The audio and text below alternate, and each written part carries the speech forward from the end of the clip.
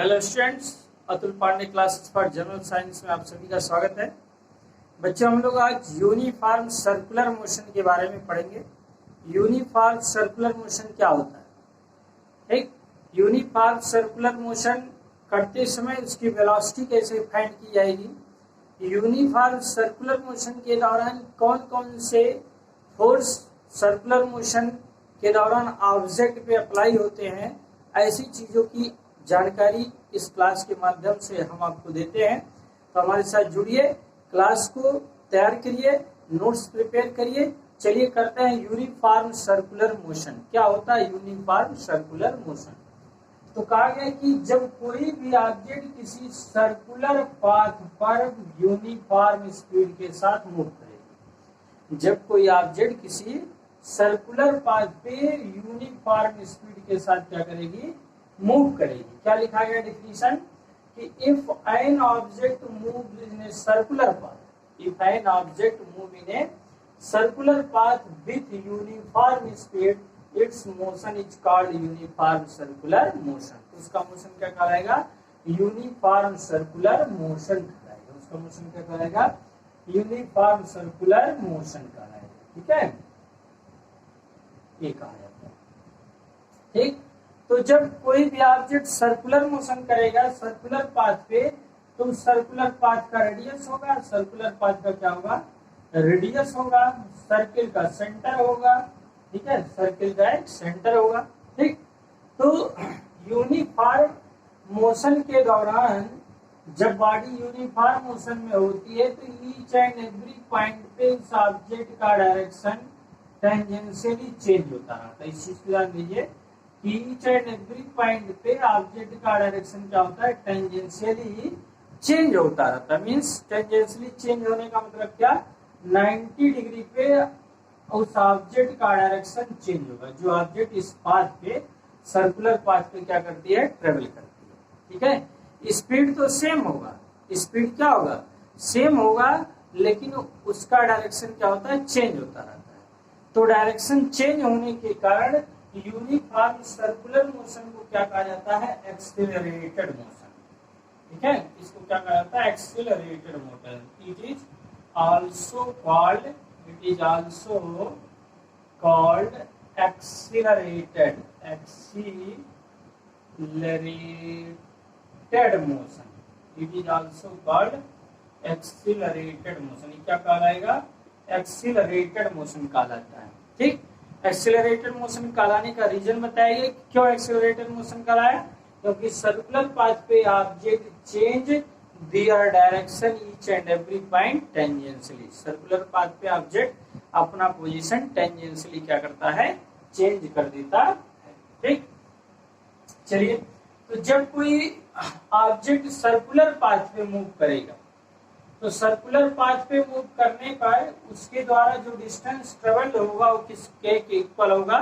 वो सर्किल के सरकमफेरेंस के इक्वल होगा। ठीक है, तो यहाँ देखिएगा कि वेलोसिटी इक्वल टू क्या होता है? Distance upon time. Velocity equal to क्या होता है? डिस्टेंस अपॉन टाइम हो गया। तो सर्कुलर पाथ पे जो डिस्टेंस ट्रेवल होगा वह इसके सरकमफेरेंस के इक्वल होगा। सर्किल के सरकमफेरेंस के क्या होता है? इक्वल होता है। सर्किल का सरकमफेरेंस क्या होता है बाबू? 2πr। तो सर्किल का सरकमफेरेंस 2πr अपॉन क्या हो जाएगा? t। मींस सर्कुलर मोशन की जो वेलोसिटी होगी वह किसके इक्वल हो जाएगी? 2πr अपॉन t के। v इक्वल टू किसके हो जाएगा? 2πr अपॉन t के हो जाएगा।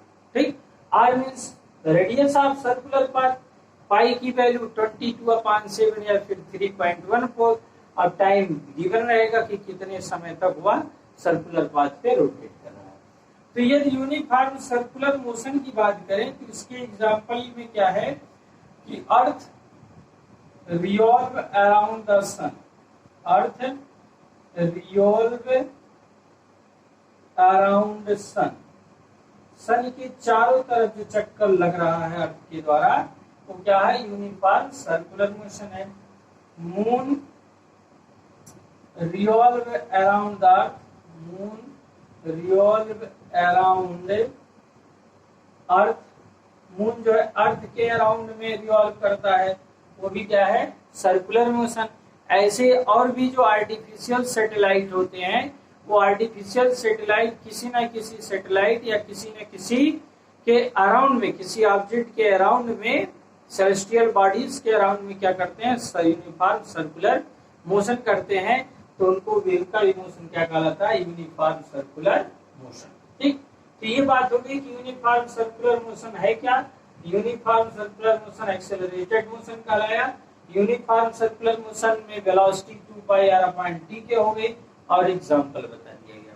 लेकिन अब ऑब्जेक्ट जब यूनिफॉर्म सर्कुलर मोशन कर रहा है तो ऑब्जेक्ट का डायरेक्शन टेंजेंशियली चेंज हो रहा है। ऐसा हो सकता है कि मोशन करने के दौरान ऑब्जेक्ट अपने पाथ से बाहर चला जाए, लेकिन ऑब्जेक्ट मोशन उसी पाथ पे करता रहता है, ना तो ऑब्जेक्ट अंदर की तरफ आता है ना तो बाहर की तरफ जाता है। मतलब सर्कुलर पाथ से ना ऑब्जेक्ट बाहर चला जाता है ना तो अंदर आता है। तो इसका रीजन क्या होता है, due to the centripetal and centrifugal force. ठीक, मीन्स जब ऑब्जेक्ट सर्कुलर पाथ पे मूव करता है तो उस पे दो तरह के फोर्स लगते हैं। एक क्या होता है, सेंट्रीपिटल फोर्स। एक फोर्स की बात क्या होती है बाबू, सेंट्रीपिटल फोर्स। और दूसरा क्या होता है, सेंट्रीफ्यूगल फोर्स। Centrifugal force. अब क्या होता है दोनों, इस चीज को समझिएगा। सेंट्रीपिटल, सेंट्रीपिटल मीन्स सेंटर की तरफ, इनवर्ड्स। ठीक है, इनवर्ड्स, इनवर्ड्स अंदर की तरफ, इनवर्ड्स मीन्स टुवर्ड सेंटर, कह सकते हैं टुवर्ड सेंटर की तरफ। मीन्स इसको बताया जाता है कि when an object move on a circular path, जब कोई ऑब्जेक्ट सर्कुलर पाथ पे चलता है तो उस ऑब्जेक्ट पे उस सर्कुलर पाथ के सेंटर के द्वारा, सर्कुलर पाथ के सेंटर के द्वारा इनवर्ड्स, इनवर्ड्स अंदर की तरफ एक फोर्स अप्लाई होता है जिसको बोला जाता है क्या, सेंट्रीपिटल फोर्स। क्या बोला जाता है, सेंट्रीपिटल फोर्स कहा जाता है। Means when an object move on a circular path then it experience an inward force, then it experience an inward force due to the center of the circular path, due to the center of circular path, this force is called centripetal force। ये force क्या कहलाएगा बच्चों, centripetal force कहलाएगा। इसी का opposite क्या हुआ, centrifugal force होता है।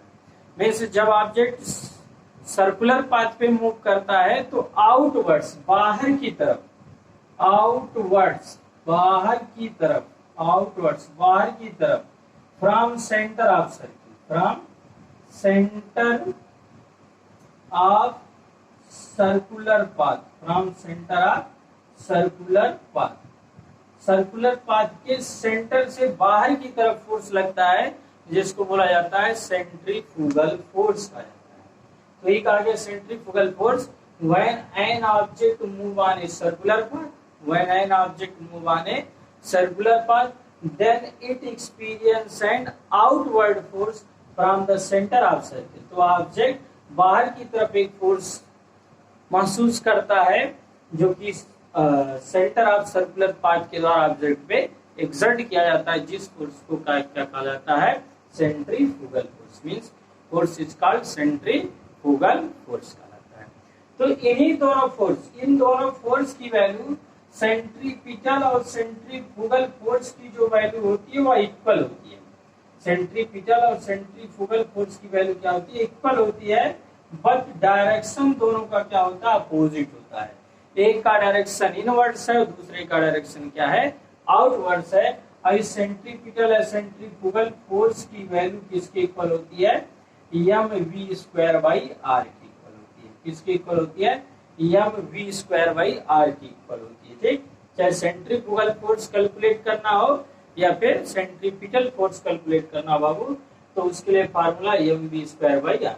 देखिए इसी दो सेंट्रीपिटल और सेंट्रीफ्यूगल फोर्स के कारण जो भी सेलेस्टियल बॉडीज किसी सैटेलाइट, किसी प्लैनेट के अराउंड में रिवॉल्व करते हैं सर्कुलर पाथ पे या इलिप्टिकल पाथ पे, तो इन्हीं दो फोर्स के कारण क्या होता है, पॉसिबल होता है। जैसे अभी एग्जांपल की बात की गई कि earth move around the sun moon move around the अर्थ।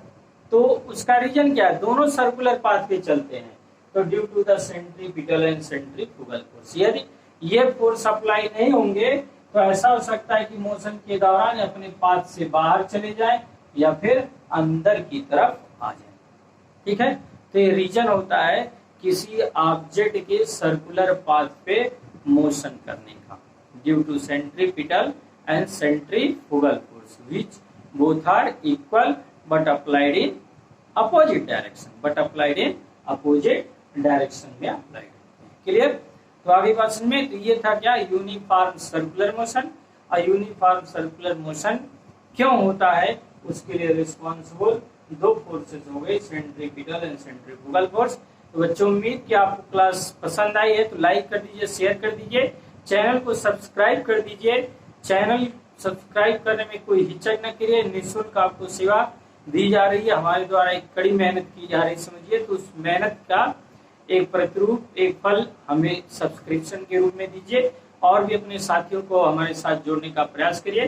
चलिए फिर ऐसी क्लास के साथ हम आपसे मिलेंगे, हमारे साथ जुड़े रहिए। Atul Pandey classes for general science में आप सभी का स्वागत है।